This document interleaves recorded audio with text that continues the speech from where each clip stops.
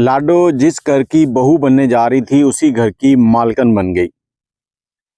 किस्मत में क्या लिखा है, कब लिखा है, किसी को कुछ पता नहीं। और बहुत से लोग ऐसे होते हैं जो गलत अफवाहें फैलाते हैं। आज की वीडियो सुनने के बाद अपनी राय आपने ज़रूर देनी है कि ये ठीक हुआ या गलत। छोटी सी बच्ची जो कि माँ बाप की इकलौती औलाद थी, बाप उसे बड़े प्यार से लाडो कहता था और उसकी जुबान नहीं थकती थी उसको लाडो कहते कहते। बाप जैसे ही बाहर से आता, बेटी जो है वो उसके लिए चारपाई सीधी करती, उसके जूते उतारती, जूते साफ करके रखती, पानी देती। और बाप भी जब भी उसको ऐसे देखता तो उसके सर पे हाथ रख के कहता कि अल्लाह तेरे नसीब अच्छे करे बेटा। घर में नॉर्मल जिंदगी गुजर रही है। लाडो जो है वो ऐसा ऐसा जवान होना शुरू हुई। माँ बाप को हर दिन उसकी फिक्र थी कि अब ये हमारी लाडो में पड़ी हुई बेटी जो है ना, ये अब पराए घर की हो जाएगी। लाडो जवान हो गई, उसके लिए रिश्ता ढूंढना शुरू कर दिया। तो देखते देखते एक रिश्ता पसंद आया और वो रिश्ता इन्होंने लाडो से पूछा। लाडो ने कहा अब्बा जान जैसे आपकी रजा वैसे मेरी रजा। मंगनी हो गई। मंगनी के बाद रिश्ता तय हो गया, दिन रखे गए और जिस दिन बारात आनी थी पंडाल लगा हुआ था, तंबू कनातें लगी हुई हैं, स्टेज बना हुआ है। स्टेज पर दूल्हा बैठ गया, दूल्हे के साथ दूल्हे का वालिद भी बैठा है और मेहमान भी सारे आ चुके हैं। सिर्फ निकाह खान जो है उनका इंतजार किया जा रहा था। जैसे निकाह खान आए वो सीधे लड़की के पास पहुंचे, लड़की से पूछा, लड़की से पूछने के बाद लड़के के पास आए हैं। तो लड़के से जब पूछा है तो लड़के से अभी पूछ ही रहे थे कि एकदम से लड़के के दिल में दर्द हुआ और लड़का वहीं पर दिल वाली साइड में हाथ रखा और नीचे गिर गया।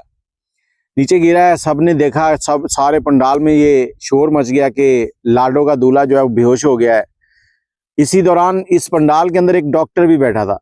डॉक्टर साहब जल्दी से उठे हैं और दूल्हे के नज़दीक आए हैं, दूल्हे की नब्ज चेक की है तो उन्होंने कहा जी इनकी सांसें रुक चुकी हैं, इनको फौरी तौर पर हॉस्पिटल ले जाएं। हॉस्पिटल लेके गए, पता चला, डॉक्टर ने बताया कि इनकी तो हार्ट अटैक आने की वजह से मौत हो गई है। दूल्हे का जो बाप था वो बड़ा समझदार था। उसने क्या किया, दूल्हे को वहीं से एम्बुलेंस में डाला और उसी पंडाल के अंदर ले आया।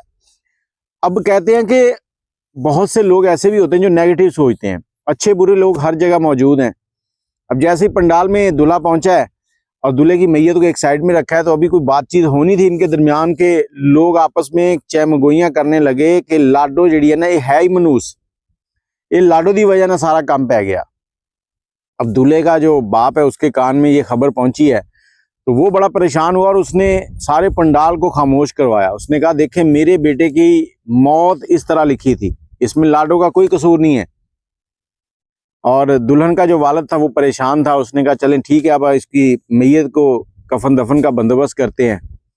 लेकिन दूल्हे के बाप ने कहा जी नहीं, मेरे बेटे से ज़्यादा ज़रूरी आपकी बेटी की इज्जत है। आज अगर ये पंडाल निकाह के बगैर खाली हो गया तो समझिए कि लाडो की ज़िंदगी ख़राब हो गई है।